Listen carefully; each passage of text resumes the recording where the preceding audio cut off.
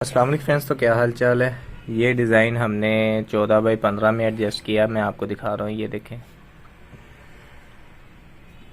3 design है new, और उम्मीद करता हूँ ये डिज़ाइन आपको पसंद आएंगे।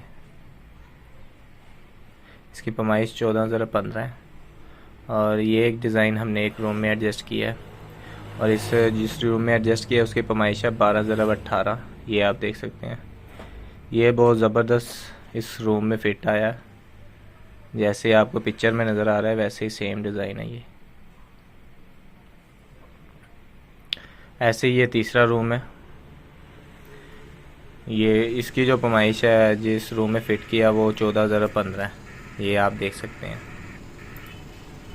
उम्मीद करता हूँ ये डिज़ाइन आपको पसंद आएंगे। डिज़ाइन पसंद आते वीडियो को लाइक कर दो, हमारे चैनल को सब्सक्राइब कर दो। मैं चलता हूँ, इंशाल्लाह मिलेंगे हम नेक्स्ट वीडियो में। तब तक के लिए अल्लाह हाफिज़।